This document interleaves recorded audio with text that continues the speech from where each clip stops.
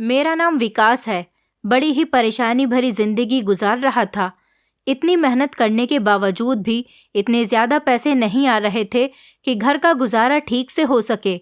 उधर कर्ज ले लेकर मैं अपने घर का गुजारा कर रहा था। पिता, माँ और बहनों की जिम्मेदारी मेरे कंधे पर आ गई थी, क्योंकि मैं जवान था। हर कोई कह सकता था कि जवान बेटा कोई ऐसा काम क्यों नहीं करता जिसमें उसका फ़ायदा हो। मैं तो मेहनत से पीछे नहीं था, हर तरह से मेहनत करने की कोशिश करता था। लेकिन शायद हम गरीब लोगों के लिए सिर्फ मेहनत करना ही बचा है। मैं जिन लोगों के साथ काम करता था उनको खूबसूरत लड़कियों की हमेशा तलाश लगी रहती थी, लेकिन खूबसूरत लड़कियां तो इस तरह से सड़कों पर टहलती हुई नहीं फिरा करती कि कोई उनको देखकर अपने झांसे में फंसा ले। और किसी को कैसे पता चलेगा कि किस घर में खूबसूरत लड़की है और किस घर में बदसूरत, और उन लड़कियों के घर वाले कैसे हैं। लेकिन मेरे पास एक बहुत ही अच्छा आइडिया था। मैंने अपनी पुरानी सी स्कूटर को उठाया और गली मोहल्ले में निकल पड़ा, क्योंकि मैं लड़कियों को इस तरह से अपनी बातों में ले लिया करता था। अपना पुराना सामान महंगे दामों पर बेच दिया करती थी, और मेरे जानने वालों से मुझे पता चल जाता था कि कौन सी लड़की खूबसूरत है और जवान भी है। इसके बाद वो लड़की मेरे निशाने पर आ जाती थी और मैं उसे किसी भी तरह से किडनैप करके उसे सप्लाई कर देता था, और फिर उन लोगों को बता देता। अगर मुझे ज़्यादा मुश्किल होती थी तो वो लोग खुद ही हैंडल कर लेते थे। फिर मेरे साथ एक दिन कुछ ऐसा हुआ जिसने मेरे होश उड़ा दिए। मुझे नहीं पता था कि ये सब कुछ मुझे इतना महंगा पड़ने वाला है कि मैं एक दिन अपने ही बिछाए हुए जाल में फंस जाऊंगा। जो मैंने दूसरों के साथ किया, एक दिन मेरे साथ भी वैसा ही होगा। मैंने जो किया, शायद उसके लिए मुझे मेरा भगवान कभी माफ़ नहीं करेगा। एक दिन घर जाते ही मुझे एक ऐसी खबर मिली जिसने मेरे होश उड़ा दिए, क्योंकि मेरे घर पर तो मैं बहुत ही गरीब परिवार से संबंध रखता था। मेरी जवान बहनें थीं, और तो और मेरी एक 5 साल की बेटी भी थी। मेरी शादी को 2 ही साल गुजरे थे जब मेरी पत्नी की किसी कारण मौत हो गई। उस वक्त मेरी बेटी सिर्फ 7 महीने की थी। मेरी माँ बहनें तो मुझसे बहुत जिद करती कि मैं दूसरी शादी कर लूँ, लेकिन मैं दूसरी शादी नहीं करना चाहता था, क्योंकि मैंने अक्सर देखा है कि सौतेली माँ सौतेली ही होती है। वो कभी भी किसी दूसरी औरत के बच्चे को अपनी औलाद समझकर नहीं पाल सकती। इसीलिए मैंने फैसला किया कि मैं अपनी सारी ज़िंदगी अपनी बेटी के नाम कर दूंगा और कभी भी दूसरी शादी नहीं करूंगा। मैं अपनी माँ का इकलौता बेटा था। मेरी 3 बहनें थीं और माता पिता थे। मेरे पिता बीमार रहते थे और मेरी माँ की भी किसी न किसी चीज़ की दवाई चलती रहती थी। उधर मेरी बहनें जवान थीं और मुझे उनकी शादियाँ भी करनी थी। मैं मेहनत करके जितने पैसे घर कमा कर लाता था, वो सारे पैसे ही किधर को खर्च हो जाते थे, कुछ पता ही नहीं चलता था। मेरी बेटी का ख्याल मेरी माँ रखती थी। वो मेरी बेटी से बहुत प्यार करती थी, इसलिए मैं अपनी बेटी की तरफ से तो बहुत बेफिक्र था। मैं मेहनत कर कर के थक चुका था, और अब मैंने ठान लिया था कि अगर मुझे पैसा कमाना ही है तो अपने हाथ को टेढ़ा ही करना पड़ेगा। मेहनत की कमाई से सिर्फ 2 वक्त की रोटी पूरी होती है, अपनी ज़रूरतें तो पूरी नहीं होती। हम लोग एक छोटे से गांव में रहते थे। ये बहुत पुराने टाइप का गांव बना हुआ था। यहाँ के लोग बहुत सीधे साधे थे। मैं एक स्कूल में चपरासी की नौकरी किया करता था, लेकिन वहाँ पर मुझे बहुत ज़्यादा काम करने पड़ते थे। उधर ही मेरी मुलाकात एक आदमी से हुई थी जो उसी स्कूल के प्रिंसिपल का दोस्त था, और वहाँ पर उनसे मिलने के लिए आता था। मेरी उनसे अच्छी जान पहचान हो गई थी। उसने मुझे एक काम के बारे में बताया था और कहा था कि मुझे एक ऐसे आदमी की तलाश है जो इस पूरे गांव के बारे में अच्छी तरह से जानता हो। मैंने कहा कि मैं तो इसी गांव में पैदा हुआ हूँ। अपनी ज़िंदगी के पूरे साल मैंने इसी गांव में रहकर गुजारे हैं। यही के ही गली मोहल्ले में खेलकर बड़ा हुआ हूँ। उसे मेरी बात सुनने के बाद बहुत अच्छा लगा था। उन्होंने मुझसे कहा कि मैं तुम्हें अपने यहाँ काम पर तो रख लूँ, लेकिन काम थोड़ा गलत है। मैंने कहा कि लेकिन मेरा काम क्या है और मुझे क्या करना है। उसने मुझसे कहा कि तुम तो अच्छे से जानते हो कि मैं इस गांव का नहीं हूँ। मैं यहाँ पर सिर्फ अपने दोस्त से मिलने के लिए आता हूँ। तुम्हारा काम सिर्फ इतना ही है कि तुम्हें यहाँ की खूबसूरत लड़कियों के बारे में पता करना है कि किस घर में कौन सी खूबसूरत लड़की रहती है। मैंने कहा कि ये बात मैं कैसे पता करूँगा कि कौन से घर में खूबसूरत लड़की रहती है। कुछ घरों के बारे में तो शायद मुझे पता चल भी जाए, लेकिन हर घर की रिपोर्ट तो मैं आपको लाकर नहीं दे सकता। उसने कहा कि यही तो तुम्हारा काम है। अगर तुम्हें पैसे चाहिए तो तुम्हें कुछ न कुछ करके हमें लड़कियों के बारे में बताना ही पड़ेगा। हम तुम्हें बहुत अच्छे पैसे देंगे, इतने अच्छे पैसे देंगे कि सिर्फ तुम्हारा घर ही नहीं चलेगा बल्कि तुम अपने और अपने घर वालों के सारे सपने भी पूरे कर सकोगे। पर तुम्हें ये आइडिया खुद ही निकालना पड़ेगा कि तुम्हें किस तरह से हर घर से इन्फॉर्मेशन निकालनी है कि घर में खूबसूरत लड़की है। मैं परेशान भी हो गया था और बहुत ज़्यादा हैरान भी हो गया था। उसने मुझसे कहा कि अगर तुम्हारे पास कोई अच्छा सा आइडिया है तो फिर तुम मुझसे मिलने के लिए आ जाना। उसने मुझे एक कार्ड दिया था और उस कार्ड पर उस आदमी का मोबाइल नंबर और एड्रेस लिखा हुआ था। उसने मुझसे कहा कि मैं तुम्हारा इंतज़ार करूँगा, पर मैं यही सब सोच रहा था कि मैं इस बारे में कैसे पता कर सकता हूँ। मैं एक मर्द था, कोई औरत तो नहीं था कि औरतों से बातें करने के बहाने उनके घरों में घुस जाऊं। एक औरत तो पूरे गांव में एक एक घर में किसी न किसी बहाने से घुस सकती है, लेकिन मैं तो नहीं जा सकता था। मैंने बहुत सोचा और बहुत ज़्यादा दिमाग लगाया। उसके बाद मेरे दिमाग में एक ऐसा खतरनाक टाइप का आइडिया आ गया कि मैं खुद हैरान हो गया और मुझे बहुत खुशी भी हुई थी कि मेरे दिमाग ने इतना अच्छा आइडिया कैसे सोच लिया था। काफ़ी दिनों तक तो मैं सोच विचार ही करता रहा था और उसके बाद मैं उस आदमी के दिए हुए पते पर चला गया था और जाकर उसे अपने आइडिया के बारे में बता दिया। पहले तो वो मेरा आइडिया सुनकर खुश हुआ था, फिर उसने मुझसे कहा कि मैं तुम्हारे आइडिया से बहुत ज़्यादा इम्प्रेस हुआ हूँ और समझ गया हूँ कि तुम मेरा काम अच्छी तरह से कर सकते हो। उसने कहा कि चलो अब तुम अपने काम को अंजाम दो और हम तुम्हारे लिए सामान का इंतज़ाम करते हैं। उसने मुझे खर्चे के लिए कुछ पैसे भी दे दिए थे, जिन्हें देखकर मैं बहुत खुश हुआ था। उसने कहा कि अब तुम अपने काम पर लग जाओ और उन्होंने मुझे मेरा काम करने के लिए पुरानी सी स्कूटर भी लेकर दे दी थी। मैं जब घर में अपनी स्कूटर लेकर आया तो मेरी माँ देखकर हैरान हो गई और उन्होंने कहा कि तुम्हें ये पुरानी सी स्कूटर किसने दे दी? आजकल तो पुरानी से पुरानी गाड़ी भी 30-40 हज़ार से कम की नहीं आ रही। मैंने कहा, माँ ये मैंने किराए पर ली है, मैं एक काम करने लगा हूँ। मेरी माँ कहने लगी कि ऐसा कौन सा काम करने लगे हो? मैंने कहा, मैं अपनी गाड़ी पर औरतों का पुराना सामान खरीदा करूँगा और उसे कबाड़ में बेच दिया करूँगा। मेरी माँ ने कहा कि तुम तो स्कूल में चपरासी का काम करते थे। हम लोगों से ये कहते थे कि उस स्कूल में चपरासी की नौकरी तुम और तुम्हारा दोस्त मिलकर करते हैं। अब तुम्हें ये कबाड़ी बनने का शौक कब से जागने लगा? ये काम अच्छा नहीं होता। अगर कोई इस काम के बारे में सुनेगा तो फिर तुम्हारी बेटी और तुम्हारी बहनों के रिश्ते कैसे आएंगे? मैंने कहा, माँ आखिर गरीब इंसान की कौन सी इज्जत होती है? वो तो गरीब ही रहता है। चाहे मैं स्कूल में चपरासी की नौकरी करूं या किसी के घर पर झाड़ू बर्तन करने का काम करूं या फिर कबाड़ी का काम करूं, काम तो काम ही होता है ना। मैं कुछ भी कर लूं लेकिन रहूंगा तो मैं गरीब ही। बस आप इस बारे में कुछ मत बोलो। मेरी माँ को ये सब बिल्कुल भी अच्छा नहीं लग रहा था और मेरी बहनें भी मुझे अजीब शक्लें बनाकर देख रही थी। ये काम मेरे घर वालों को कुछ बड़ा ही अजीब सा लग रहा था। मैंने उनसे कहा कि मैं तुम सब लोगों के लिए ही तो ये सब कुछ कर रहा हूँ, इसलिए प्रार्थना करना मेरे लिए कि मेरा ये काम अच्छा चले और मैं अपने काम में कामयाब रहूँ। फिर हमारे घर की सारी परेशानियाँ दूर हो जाएंगी। मेरी माँ इस काम के बहुत ज़्यादा खिलाफ थी। उन्होंने तो रोना ही शुरू कर दिया था, लेकिन मैं उनको कैसे बताता कि मैं कौन सा काम करना चाहता हूँ। मुझे जासूसी करनी थी और मेरे पास आइडिया भी बहुत अच्छा था। मैं बहाने से एक घर के दरवाजे पर चला गया था। दरवाजे पर एक लड़की आई जिसकी उम्र बहुत कम लग रही थी। मैंने उससे कहा कि घर में कोई भी पुराना सामान हो या आपकी कोई भी पुरानी ज्वेलरी या कपड़े, जूते, चूड़ियाँ वगैरह पड़ी हुई हों, आप मुझे दे दो। यहाँ तक कि अगर सर के बाल भी जो कंघी में टूट जाते हैं वो भी मैं खरीदने के लिए आया हूँ। उसने कहा कि कितने में खरीदोगे? मैंने बहुत ज़्यादा पैसे बताए थे तो वो लड़की हैरान रह गई थी। उसने कहा कि ये जो सर के बाल होते हैं ये क्या इतने ज़्यादा महंगे दिखते हैं? वो सर के बालों के पैसों के बारे में सुनकर चौंक गई थी, क्योंकि उसे उम्मीद नहीं थी कि आखिर सर के टूटे हुए बाल भी इतनी कीमत पर बिक सकते हैं। मैंने कहा कि हाँ, सर के बाल भी और बाकी सारी चीज़ें भी काफ़ी कीमत पर बिकती हैं। मैंने उसको एक लिस्ट पकड़ा दी और कहा कि इस लिस्ट में जितनी भी चीज़ें हैं वो भी मैं ख़रीद लेता हूँ। अगर आपके पास ये सारा सामान है तो वो मैं ख़रीद लूँगा। इसमें एक चीज़ ऐसी भी लिखी हुई थी जो हर औरत इस्तेमाल करती है और वो उसकी बहुत ही पर्सनल चीज़ होती है।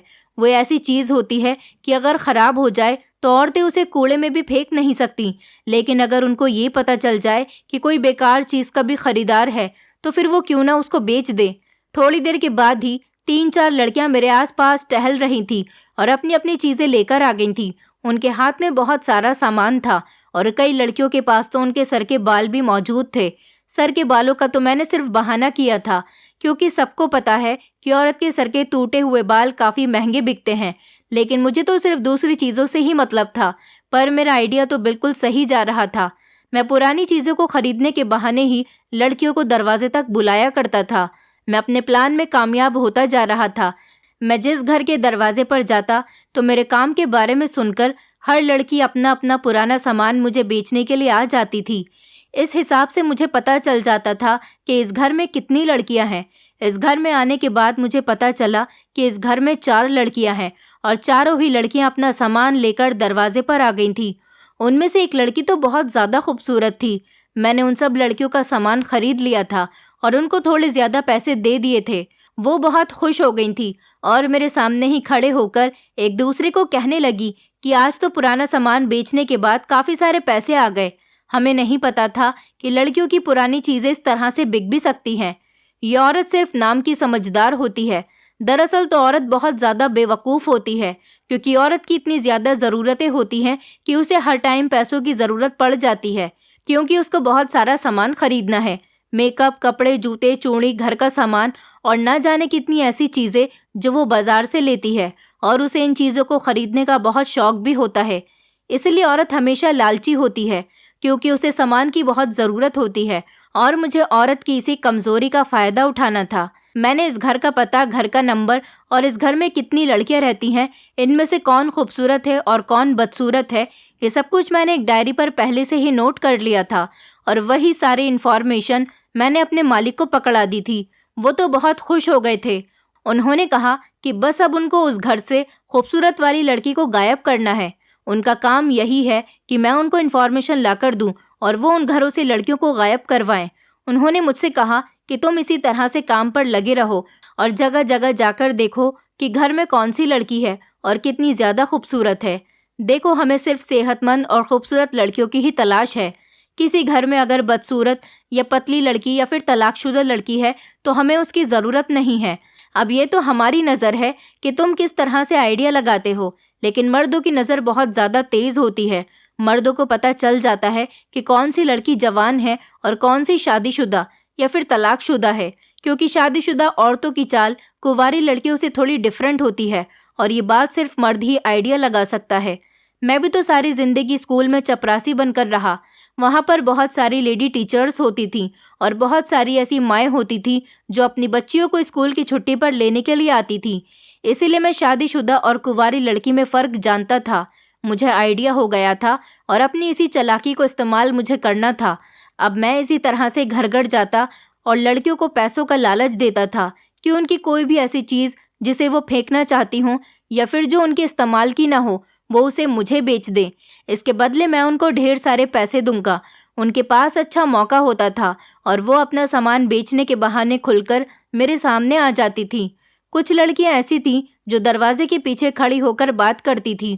मुझे उनका चेहरा तो ठीक से दिखाई नहीं देता था, लेकिन मैं लड़कियों का हाथ देखकर ही समझ जाता था कि वो लड़की खूबसूरत है या नहीं। अक्सर लड़की के चेहरे का नक्शा खूबसूरत हो या नहीं, लेकिन जिस लड़की का रंग गोरा हो उसे खूबसूरत लड़की होने का ही नाम दिया जाता है। और औरत की खूबसूरती सिर्फ उसका चेहरा ही नहीं होती, ये तो हम सब जानते हैं। कुछ लोग काले गोरे में फ़र्क करने के बाद गोरे लोगों को ही पसंद करते हैं। दिन इसी तरह से गुजर रहे थे और मुझे ये काम करते हुए 4 महीने हो गए थे और मैंने अभी तक काफ़ी घरों के बारे में अपने मालिक को बता दिया था। वो तो अभी से ही बहुत खुश थे और मुझसे बहुत इम्प्रेस हुए थे। उनका कहना था कि तुम बहुत काम के आदमी हो, तुमने इतने दिनों में मेरा काफ़ी फ़ायदा करवा दिया है। तुम्हारी शक्ल भी ऐसी है कि कोई तुम्हारे ऊपर शक भी ना करे। इस तरह से हम पकड़े भी नहीं जाएंगे और हमारा काम भी होता रहेगा। मुझे मेरे महीने की सैलरी मिलती थी तो मैं बहुत खुश होता था। जो पैसे वो मुझे लड़कियों को देने के लिए देते थे, मैं उनमें से भी कुछ पैसे बचा लिया करता था। लड़कियां तो कम पैसों पर भी खुश हो जाती थीं। बेकार सामान के तो वो थोड़े से भी पैसे लेकर खुश हो जाती थीं।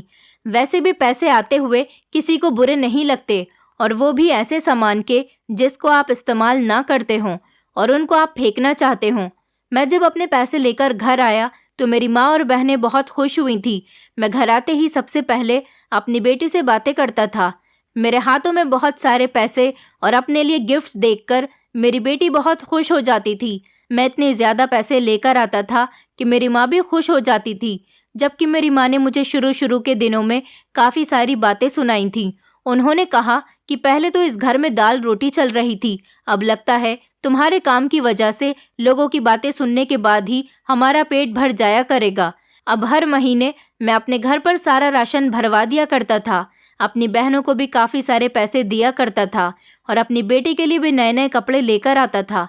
अब मेरी माँ और बहनें बहुत ज़्यादा खुश रहती थी, किसी को भी किसी चीज़ की कोई कमी नहीं रही थी।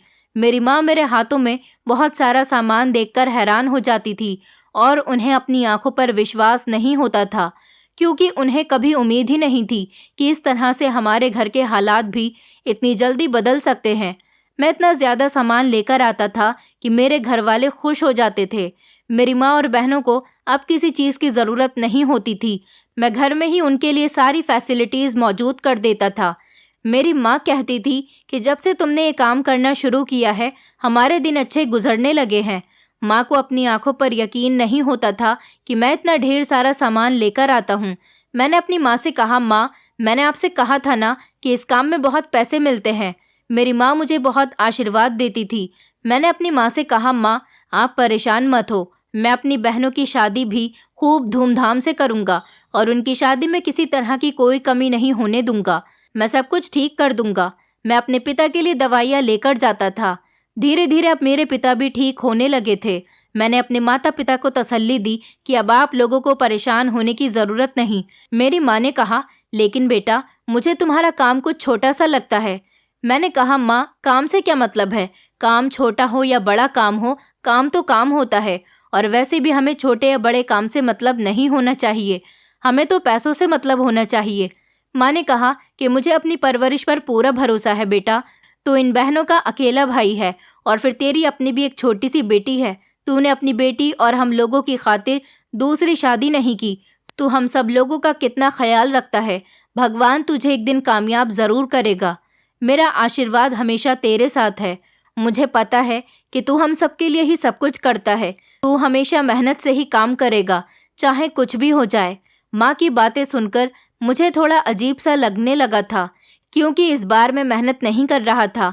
मैंने मेहनत से बहुत पैसा कमा लिया, लेकिन मुझे मेहनत करने से भी कुछ भी वसूल नहीं होता था।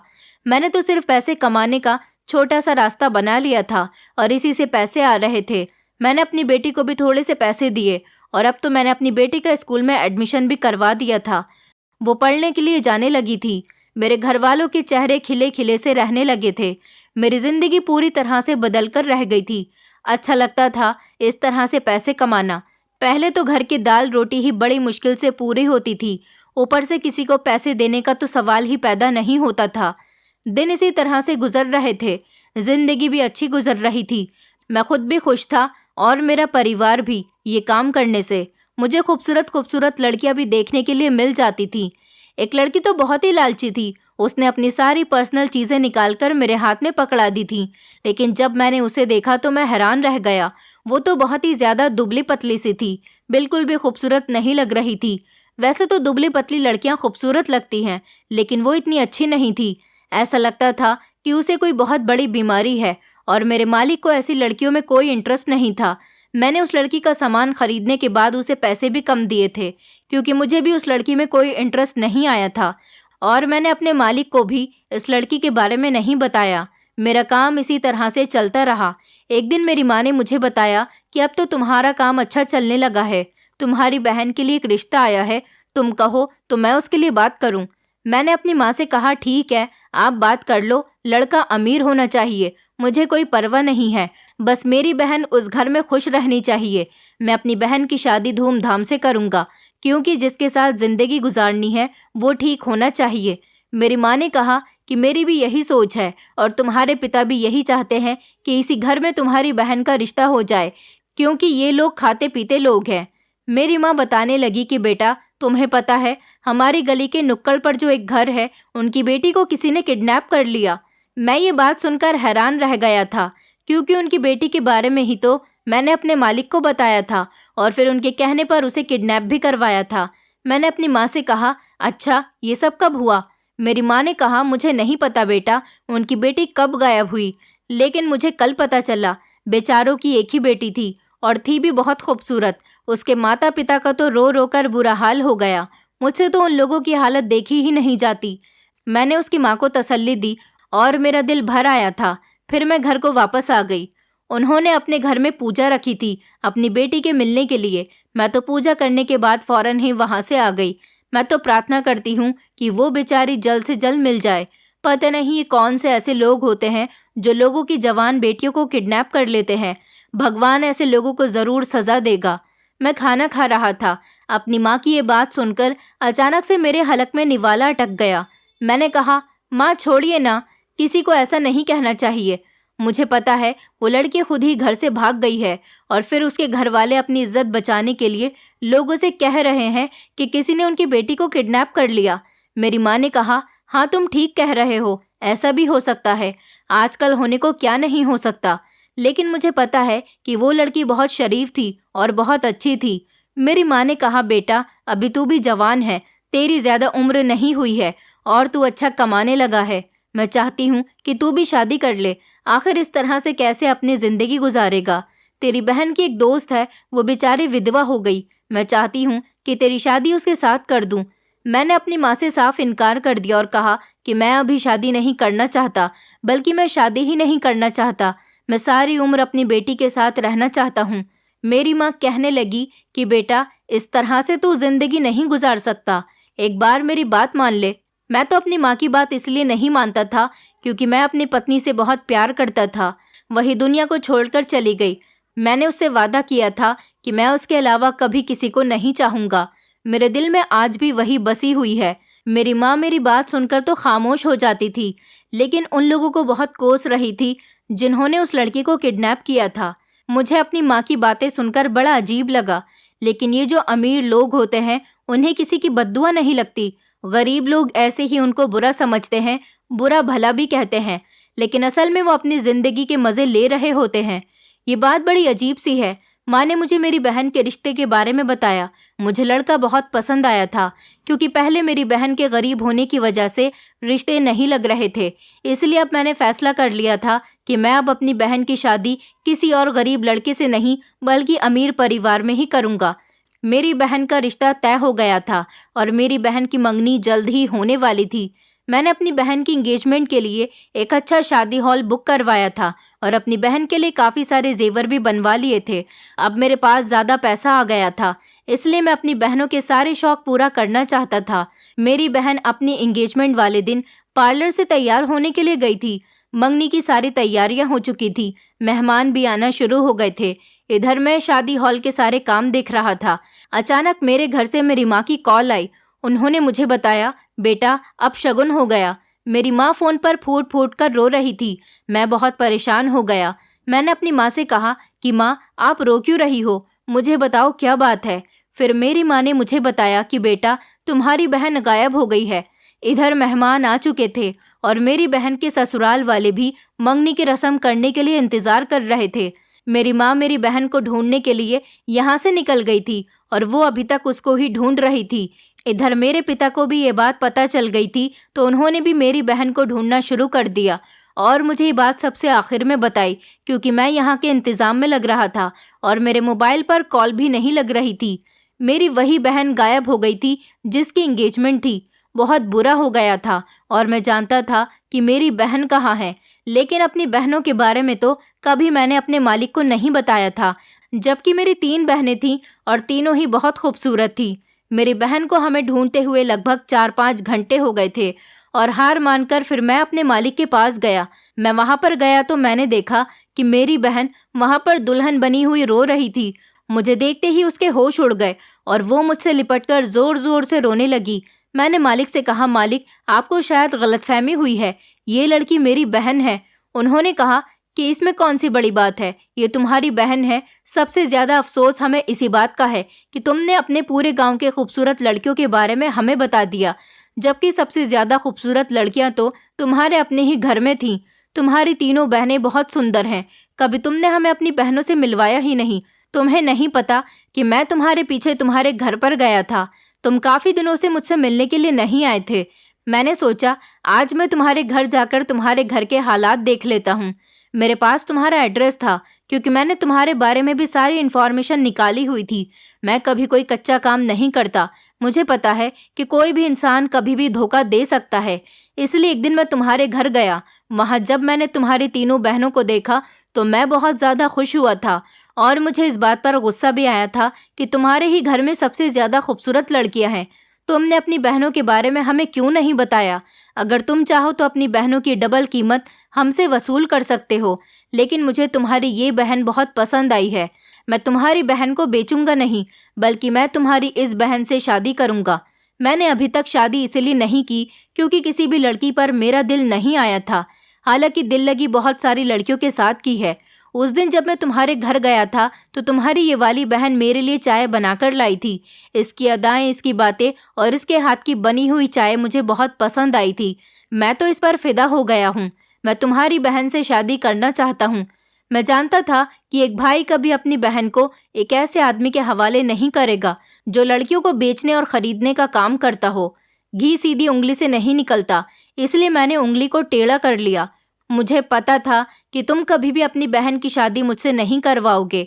मुझे पता चला कि तुम्हारी बहन की शादी होने वाली है, तो सोचा ऐसा तो कभी नहीं हो सकता।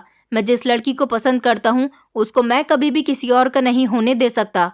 इसलिए मैंने इसको रास्ते में से ही किडनैप करवा लिया। अब तुम खामोशी से अपनी बहन की शादी मेरे साथ करवा दो, वरना बहुत गलत होगा। मैंने मालिक के ऊपर हाथ उठा लिया और कहा कि घटिया आदमी, तूने मेरी बहन पर ही नजर डाल दी। मैं तुझे जान से मार दूंगा। मालिक के आदमियों ने मुझे पकड़ लिया और मेरे सर पर पिस्तौल तान दी।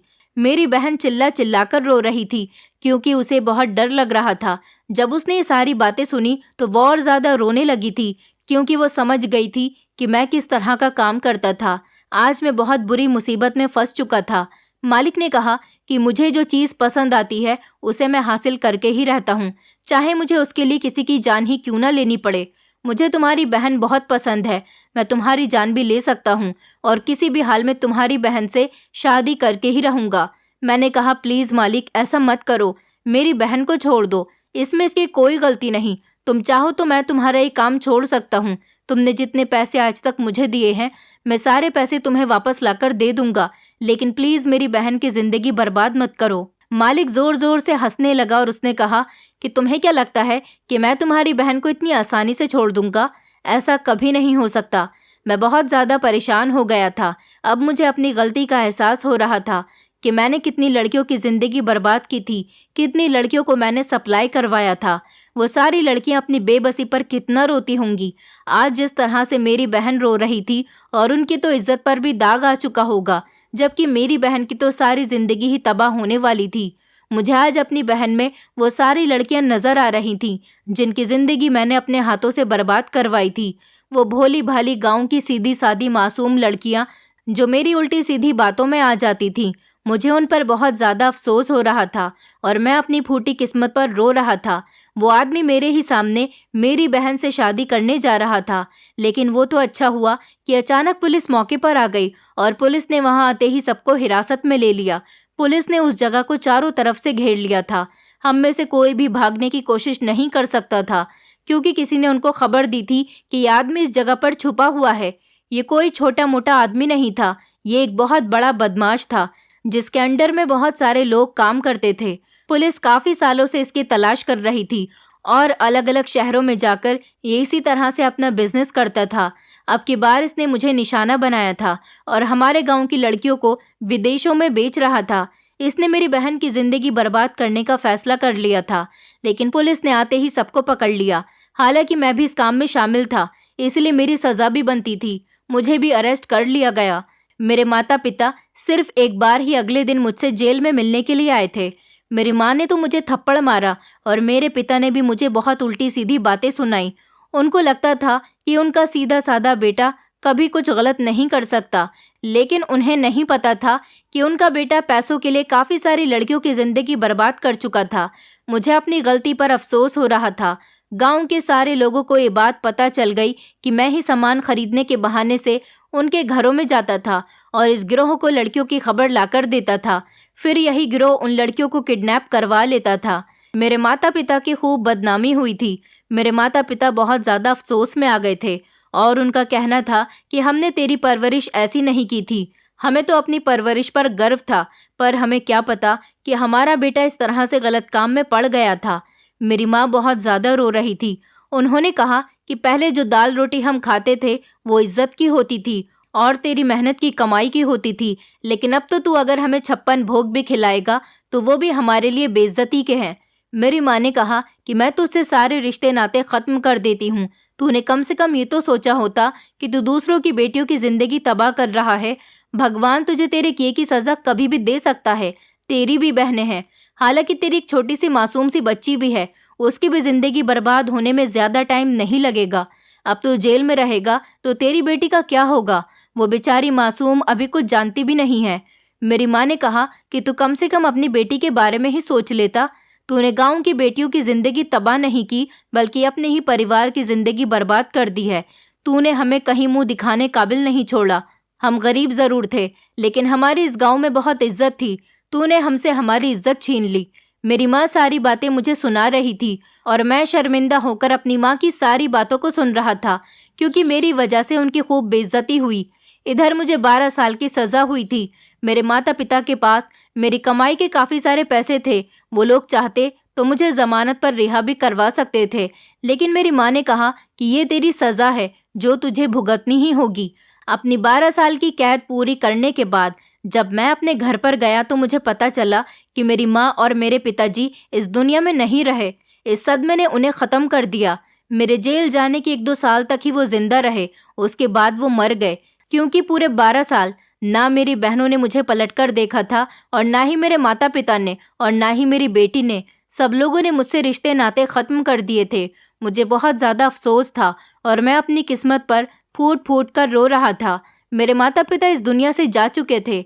बहनों का हाल भी नहीं पता, वो बेचारी कहाँ गई और उनके साथ क्या हुआ।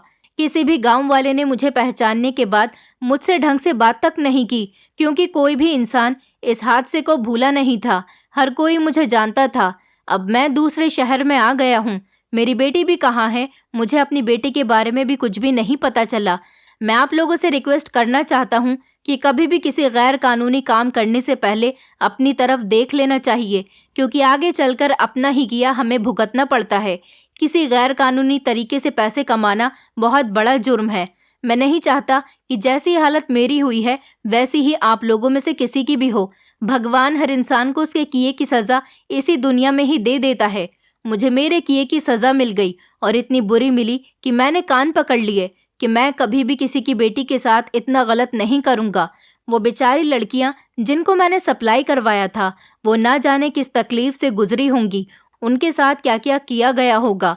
मेरे साथ साथ मेरा पूरा गिरोह अरेस्ट कर लिया गया था, लेकिन शायद उन लोगों को अपनी गलती का इतना पछतावा नहीं था, क्योंकि उनका ये पुराना बिजनेस था। लेकिन मुझे अपनी गलती पर बहुत पछतावा था। मैंने अपनी नौकरी के साथ साथ अपने पूरे परिवार को भी खो दिया था। अब तो मैं पागलों जैसे जिंदगी गुजार रहा हूँ। हर कोई मुझे भिखारी और पागल समझता है और इसीलिए मुझे पागल खाने में भर्ती करवा दिया है। मैं चलते चलते एक शहर में आ गया था और इसी शहर के पागल खाने में भर्ती हूँ और यहीं से बैठकर मैं अपनी कहानी को लिख रहा हूँ। दोस्तों, उम्मीद करती हूँ आपको हमारी कहानी पसंद आई होगी। कहानी पसंद आई है तो वीडियो को लाइक करें, चैनल पर नए हैं तो चैनल को सब्सक्राइब करें और हाँ, नोटिफिकेशन बेल को ज़रूर दबाएं ताकि अगली अपडेट सबसे पहले आपको मिले।